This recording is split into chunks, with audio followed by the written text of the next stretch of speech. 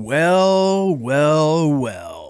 It is Monday morning, and we all get to do it all over again. It is early here this morning. I have a cup of coffee, and it's strong. It's I like my cowboy coffee. I like it dark. I like it bitter, but this is almost too much. Too much. It might be the equivalent of swallowing a live cat. So we shall see how it plays out. I am in the garage on the homestead. You might hear crickets in the background. You may hear chickens in the background. Maybe a mouse.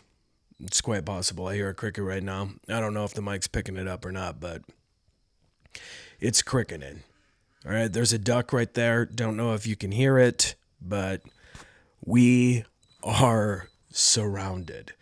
And the chickens want in, man. The chickens that, excuse me, have figured out how to jump the fence in free range, because that is an earned right here on this farm. Coffee's bitter. I think it's doing the trick, though. I think it's waking me up. Yeah, the chickens that have figured it out, they have to earn the right to free range. They have to figure out how to escape, and then they go back in at night. Some are intelligent, some are just lighter than the others. You know, the fat mamas, they stay in the run, and they do their pecking there for their food. But then some of the other ones, the chickens, they learn the ways. They watch the ones that know how to escape, and they jump up on the fence, then they jump up on top of the coop and down. And I might murder a cricket. I mean, quiet. There, that's what you do. You got to scare the cricket, and then it'll come back. It's not nighttime. No one wants to hear about your conscience or my conscience. Stop telling me things. I will unleash the chickens upon you. They will feast upon your legs and your neck. It's so wild out here this morning, dude. I mean, I was down in my basement earlier, and we have a cat down there. The cat, never in my life did I ever think that I would have a cat. I had a cat when I was a mere infant. Just a helpless newborn. Basically, what can you call like a newborn? Up to like a year? The cat's name was Smokey. Don't remember it. It was when we lived in the foothills of Colorado. And then it turns out my dad was allergic. Smokey went to my grandparents, and then I hadn't had any cats. And then living out here on the homestead, there's cats about. There's cats walking around this town. And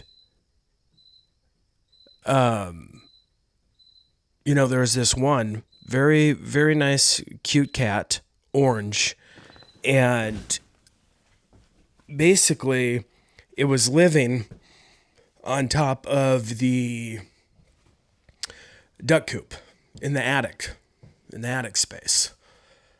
It found a way in. I saw it jumping up there sometimes and then coming back down.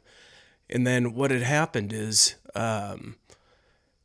for like a week, I had a series of shows, and I was getting home late.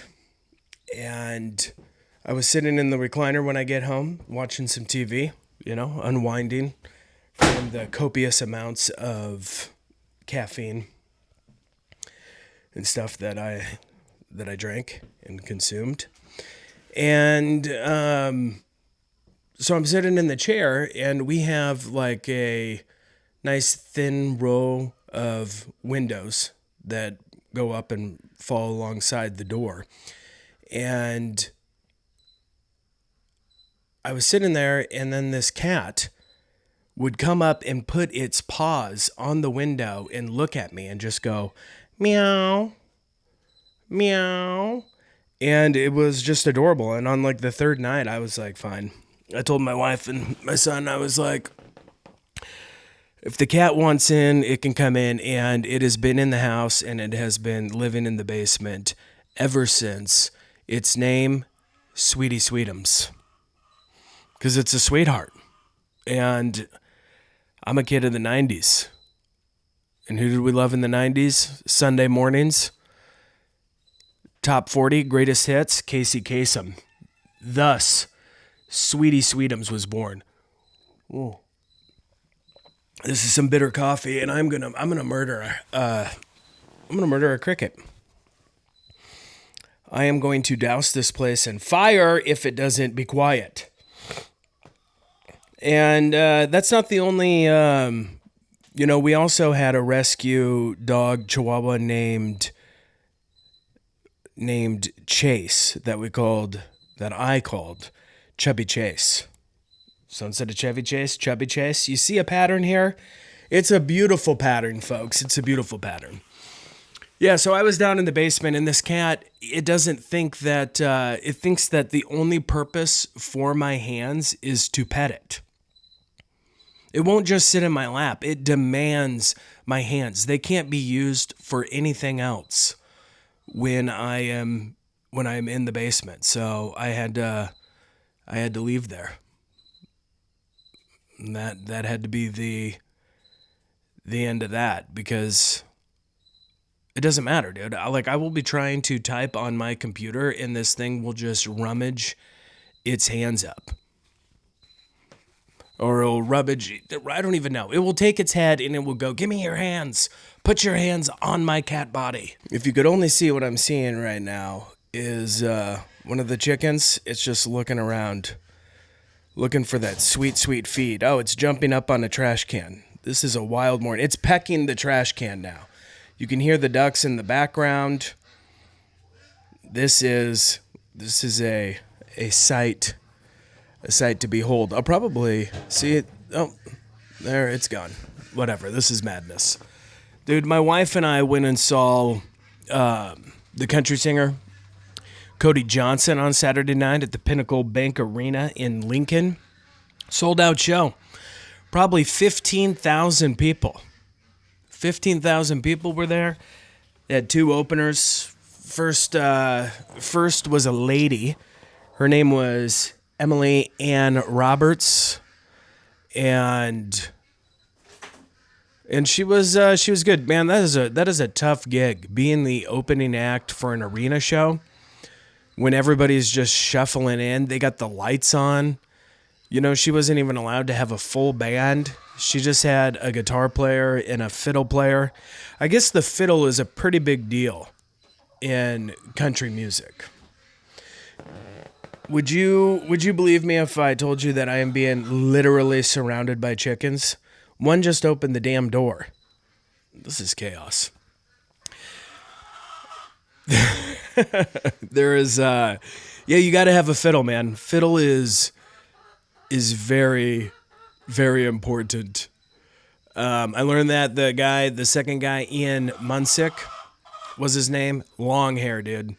He had long hair all the way down to his butt cheeks, coming out of the back of his cowboy hat. A lot of turquoise was going on. He had good style, man. I like the graphics they put on the screen. And no, he was good. Long hair. I wanted to brush it. Put it in some braids. Braid that for him, bedazzle it. Maybe he would watch Frozen while I was doing it. He was good though. He was good. He had a fiddle. He fiddled it hard. And then Cody Johnson came on. See, dude, that guy's voice is just incredible. I mean, that dude has an incredible voice, like so just not even having to try, and it's just like what is this? What is this sweet molasses that is just rolling over my senses? He's more like, I don't know. I would say that his music is just more is very emotional, heartfelt, romantic, I suppose. And the reason why I build this up in this way is because sitting in front of us, I'm gonna be if I might be murdered by chickens. I might be pecked to death. They want me to feed them. I will do no such thing.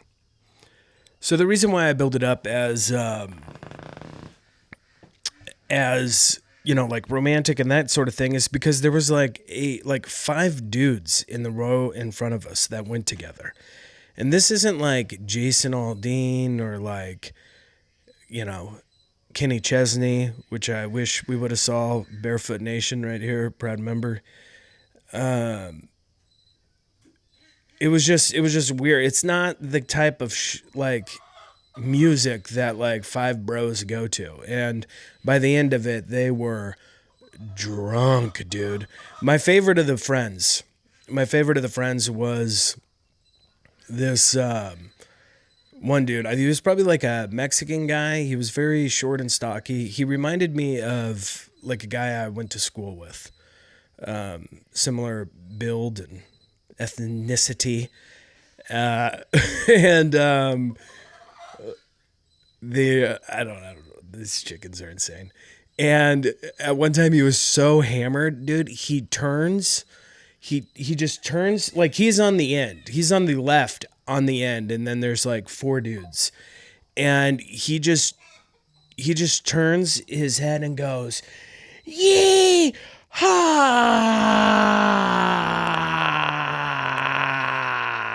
and just dragged it out, dude. None of his buddies or anyone even paid any attention to him that he was even doing it.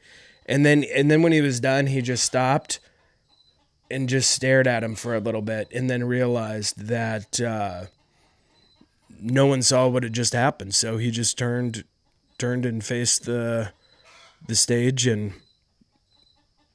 like it never like he never did it either. I watched the whole damn thing. It was right there in my face, and I thought it was hilarious. Then there was a group of girls that were there, young, high school girls. Dude, they were losing their minds. My wife could not stop laughing. I mean, this one girl, dude, she was just so animated, and she's sitting like right next to like an older couple, and sitting next to the guy, and this guy's like kind of like scrunched out of the way, like looking up at her as she is just like so animated, flailing her arms in the air, doing back bends. At one time, I think she made eye contact with my wife and I. She was in front of the dudes, but she had bent back and threw her hands in the air and bent back so far that like you could like look her in the face. We're like, hello? What's going on? So granted, people had a good time. Good time. He did bring up Cody Johnson, what had happened with Charlie Kirk, not in a way of saying him by name, but just saying with what happened this week. And then just said that he was even a little scared to get on the stage. And you know what? I don't blame him, dude, because that video and what happened, I don't know. I think for a lot of people with the people with souls, it has scarred. It has scarred us, the masses, with what had happened. Because several times throughout the show, I was just thinking about how insane it would be if all of a sudden he was just shot in the neck. Like how horrifying that would be. Just random, dude. It's just in your head. In your head. And it is, still messed up. The people want answers. They are on the internets, and they are losing their mind over conspiracy theories. I can't even do it. I can't even get on the internet right now and even go through social media. I mean, right now the war is with the people who care and think it's horrifying against the people who are laughing and celebrating someone being assassinated for all to see. I mean, with the blood squirting out and everything, I mean, it is just crazy. And what's insane are the people that like think nothing of it to get on there and be like, this is a good thing, celebrating it, like not even caring what their families think, friends, work, nothing. Like it's normal or something like that. It's just too much, man. And in my opinion, it does not matter if they're, because right now people are also just flooding the internets with conspiracy theories and saying none of this adds up and, trying to get to the bottom of it and all this. And it's like, dude, you're not going to. You're not going to. This is like a 9/11 type thing. This is like any other event. You can spin your wheels about it forever, and you will, and us, the masses, the herd, as the elites like to call us, they will never know. We'll never know. So I don't even think it's worth spinning your wheels about. Don't get to the truth. What, they keep hanging out like, we'll release the JFK files. There's nothing ever in them. Everything's redacted. So, in my opinion, dude, it doesn't matter if there is a conspiracy theory or if it is exactly what they say it is. Either way, the bottom line is it is evil. And just like the name of his organization, it seems to be a turning point in this hellscape of a society that we are living in. I got 4 chickens in here now staring at me. 4 chickens. And they want their feed. They ain't gonna get it. Not till this is over, chickens. Not till it's over. Yeah, a lot of Christians calling for war, calling for revenge. I don't think that's the way. I don't think that's the way. For people that say, how could this happen? How could this happen to good people or Christian and stuff like that? I say, look at the apostles. All right, look how they died. I mean, James, son of Zebedee, executed by the sword under Herod Agrippa I, around 44 AD. That's actually in the Bible, Acts 12:2. First apostle martyred. And then all the other ones, we get through writings of, through history and stuff like that. Like Peter, crucified upside down in Rome under Nero. Not only that, but before that, they crucified his wife, and so he had to watch her be crucified in the Colosseum as they did games around her. And then when he was going out, you know what he said? Peter said to his wife something along these lines, and I could be paraphrasing a little. Remember the goodness of our Lord, as she was being taken out to be crucified by that psycho Nero, who would turn Christians into human torches to light his gardens so he could do, candlelit walks under the moonlight. But then when it was Peter's turn, he objected and said he is not worthy to be crucified in the way of his Lord. And they said, fine, and they crucified him upside down. Took a long time to die, days and stuff like that, to the point where even, some of the people that went with him and followed him were going to, some of the people that he was discipling were going to cut him down. But he said, no, And then Nero rode probably butt naked around on a chariot, like, yeah, yeah, look at me. Just so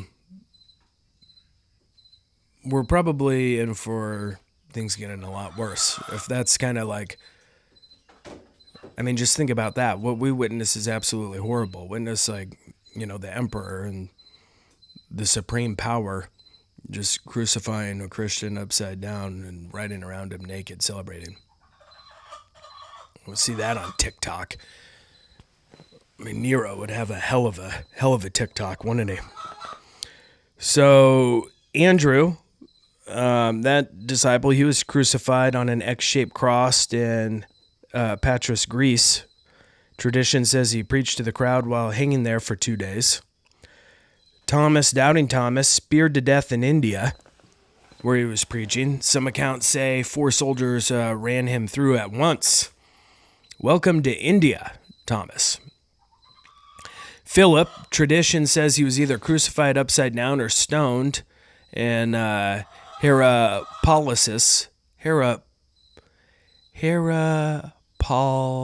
dude, whatever, you get it. Look up the word.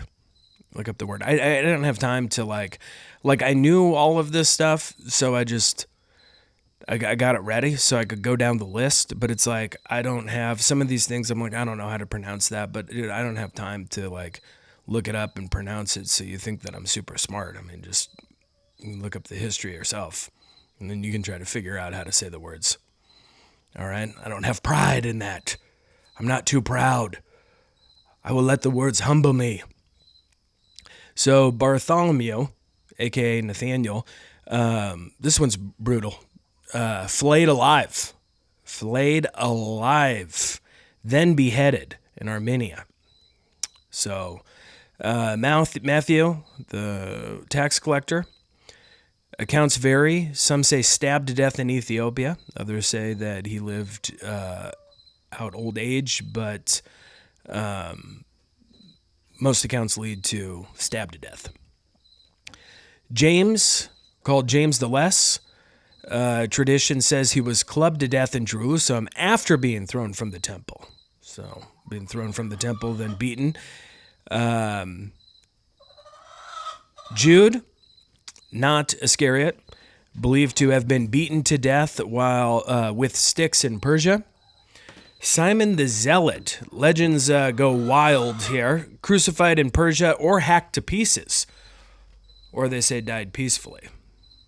But more accounts lead towards crucified in Persia and being hacked to pieces. And then Matthias, guy who replaced Judas, tradition says he was stoned and then beheaded in Jerusalem. Yeah, if you didn't know, after Judas Iscariot went and hanged himself, as he says in Matthew. Acts says he fell headlong and burst open, so I guess his insides came out everywhere. They casted some lots to replace him, and Matthias is the one that replaced him. One of the prerequisites to be an apostle was that you had actually had to have seen Jesus and been a witness, been known him basically. That's why when all these idiots running around today saying they're apostles, they're not. An apostle was someone that actually had to be present and know Jesus Christ. That's why there was contention in some of those people saying that Paul wasn't an apostle because he didn't, but Jesus appeared to him, so that's what made him, because he spoke with Christ on the road to Damascus, thus making him able to be an apostle, and Peter sticking up for him and saying that he is in fact one. So the outlier, the one that didn't, is believed to die a natural death, that would be John, exiled to Patmos, where he wrote Revelation, later returned to Ephesus, and lived into his 90s. So there you go. Christians, traditionally, they were killed, and they didn't when they were being killed and hunted down and dismembered and just murdered in horrendous ways. They didn't say this is war and then put together, vast armies and go out and start killing their persecutors. I mean, at first, there's different phases. It wasn't until like Constantine legalized Christianity in 313 AD that suddenly the persecuted minority became aligned with the empire, and now Christians have armies, political power, and influence. And St. Augustine, invents the just war theory that Christians start going, hey, we've got soldiers and land. Maybe we shouldn't turn the other cheek, but, start doing some killing, some just killing. And then, of course, it goes into the medieval era. We'll get in this all tomorrow. Why don't we cover this? I'm going to pick up tomorrow where we're leaving off, and just going to get into kind of what the church fathers said, the earliest generations of Christian leaders said about basically retaliation and repaying violence with violence. Yeah, so we'll cover that, and then we'll go into all the different phases of how, we went to basically don't fight back, martyrdom is a badge of honor, to, the Inquisition, and violence wasn't just against, then violence wasn't just against outsiders anymore, but other Christians. And where then Christians started torturing and executing other, Christians in the name of doctrinal purity. It's a wild ride, man. See, once you start getting into it, once you start getting into church history and doctrine, like it's hard to just talk about one thing. It's like one thing leads to another, and then to another, and to another, and to another. And it's just this snowball thing. So, we're just going to right now we're that little snowball, and then we're going to turn into a snow boulder. And we're going to roll down that hill. This is Austin Anderson Show. I will be back tomorrow, 10 a.m. Subscribe to your stream, however you're listening to this. Share it with your friends. Subscribe on YouTube just for the sake of it. I've got 3 subscribers. And, it's an exciting number. On the 3rd day, he rose again. All right. I'll be back tomorrow. Have a good day.